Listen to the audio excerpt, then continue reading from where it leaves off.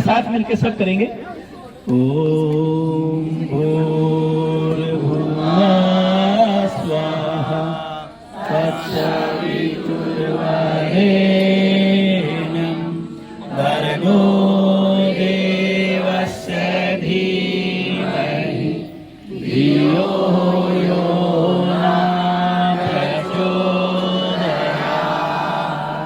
ओम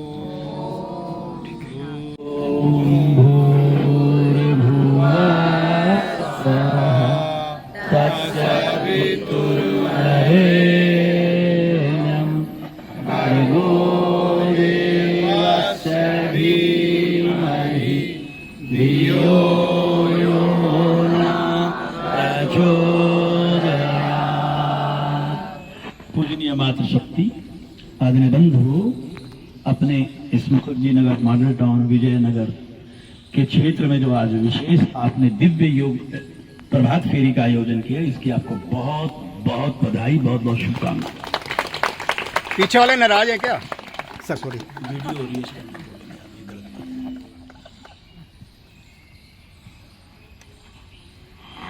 भारतीय योग संस्थान भारत की संस्कृति में अटूट विश्वास करता है। इसी लक्ष्य को लेकर के एक स्वस्थ समाज के निर्माण हेतु आज से 58 वर्ष पूर्व भारतीय योग संस्थान का जन्म हुआ। माननीय परम श्रद्धेय श्री प्रकाश लाल जी के द्वारा, जिन्होंने अपना पूरा जीवन दिन रात हर क्षण इस कार्य में लगाया, जो आज वट वृक्ष बन चुका है, जिसकी छाया हम और आप आनंद के रूप में ग्रहण कर रहे हैं, एक सुखी जीवन के रूप में। गीता में ईश्वर प्राप्ति के 3 मार्ग बतलाए: कर्म योग, भक्ति योग और तीसरा बताइए ज्ञान। कई बार हम कहते हैं कि आदि शंकराचार्य ने अद्वैतवाद का सिद्धांत दिया, अर्थात मैं ही ब्रह्म हूं। लेकिन अगर उसको भी गहराई से हम अध्ययन करेंगे तो वह भी कर्म योग और भक्ति योग के विरोधी नहीं थे। क्यों?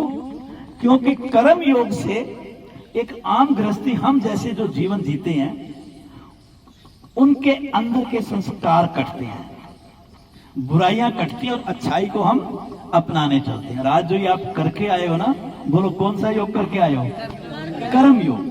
हमने समाज में दूसरे लोगों को एक प्रत्यक्ष परोक्ष रूप में कहा कि उठो, जागो और भारतीय योग संस्थान के योग केंद्रों पे जाके 1 घंटा आप योग साधना कर लो। आप तो स्वस्थ रहोगे, आपका परिवार भी स्वस्थ हो जाएगा। तो भक्ति योग आपका जागृत होता है, क्योंकि उसमें समर्पण भाव आता है दूसरे के प्रति।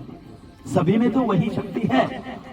और जब कर्म योग और भक्ति योग दोनों मिल जाते हैं तो ज्ञान योग को पाना कठिन नहीं है। तीनों का बड़ा जबरदस्त आपस में एक संयोग है। भारतीय योग संस्थान ने इसमें जो प्राथमिकता दी वो कर्म योग को दी। आपको सुबह जगाता है भारतीय योग संस्थान, पार्क में लेके आता है और आपको कुछ आसन और प्राणायाम सिखाता है और आप खुद भी दूसरों को सिखाते हैं। कर्मों को भी महर्षि पतंजलि ने 4 हिस्सों में बांटा। बड़े शॉर्ट में बतलाऊंगा और सिंपल भाषा में। सबसे पहला कर्म होता है पुण्य कर्म। बोलो करना चाहिए कि नहीं? पर एक कठिनाई है पुण्य कर्म में। कठिनाई क्या है कि जो पुण्य कर्म सत और रज वृत्ति से मिलकर के बनता है, जिसमें हम दूसरों के लिए भले का काम करते हैं। मंदिर बनवा देना, प्याऊ बिठा देना या कोई और सामाजिक कार्य कर देना। जब मैं मंदिर बनवाता हूं और मैं 1 लाख और 2 लाख और 5 लाख देता हूं तो मेरे अंदर तुरंत एक इच्छा भी जागती है। क्या बता कि मेरे नेम प्लेट मंदिर में भगवान की मूर्ति के साथ लग जाए, मैंने स्थापना की। इसको कहते हैं अहंकार। क्या कहते हैं? जब आप पुण्य कर्म करने के लिए जाते हो, क्योंकि रजवृत्ति वहां पर है, तो रजवृत्ति अहंकार का मूल है। तो ये रजवृत्ति आपके भीतर अहंकार पैदा कर देगी। इस बात को समझना बड़ी जरूरी। पुण्य कर्म के बाद है पाप कर्म। पाप कर्म को कहते हैं निकृष्ट कार्य, बुराई का पात्र बनते हैं आप समाज में, वो काम करते हैं जो शास्त्रों के विरुद्ध है। ऐसा कार्य नहीं करना चाहिए। ये तामसिक प्रवृत्ति के लोग होते हैं जो रजवृत्ति के साथ मिलकर के समाज के अंदर निकृष्ट कार्यों को बढ़ावा देते हैं। तो इसके ऊपर तो चर्चा ही करनी बेकार है, योगियों को खास तौर पर ज्ञान जरूर होना चाहिए। और उसके बाद आता है इन दोनों के मिश्रित कर्म। मिश्रित कर्म वो कर्म होते हैं जिसके अंदर पुण्य कर्म और पाप कर्म दोनों मिल जाते हैं। दिल्ली के अंदर बरसात के मौसम में गटर का पानी और दूसरे पानी के साथ मिल जाता है जो घरों में आता है, और फिर आपके पानी में क्या आती है? क्या अच्छा लगता है आपको? तो पुण्य कर्म के साथ अगर कोई व्यक्ति आगे आप बोलो पाप कर्म कर रहा है तो क्या अच्छी बात है? आप सब ज्ञानी हो, चिंतन कर लेना। क्या बोला? अशुद्ध कमाई से शुद्ध कार्य करो, वो भी इतना अच्छा नहीं है, मिश्रित कर्म। और चौथा होता है निष्काम कर्म, पाप और पुण्य से रहित कर्म। आप सत्य मानिए, इस ब्रह्म मुहूर्त में उस ईश्वर को साक्षी बना के कह सकता हूं मैं कि मेरा भारतीय योग संस्थान हमसे आपके पुण्य और पाप से रहित निष्काम कर्म करवा देना चाहता है। जो कर्म आप कर रहे हैं ये कौन सा कार्य है? ये पाप और पुण्य से रहित कार्य है। ना इसमें अहंकार है, ना इसमें निकृष्टता है, ना इसमें कनिष्ठता है। और जब व्यक्ति ऐसे मार्ग पर चलता है, अपना तो अंतःकरण शुद्ध करता ही है, सामने वालों के लिए भी रोल मॉडल बन जाया करता है। और जब मेरा अंतःकरण शुद्ध होता है, मेरी वृत्तियों का शोधन होता है, मेरा चित्त निर्मल और शुद्ध बनता है, तो मुझे अपने स्वरूप से साक्षात होने में समय नहीं लगता। कपड़े बदल करके कोई योगी नहीं बनता। योगी कैसे बनेंगे हम?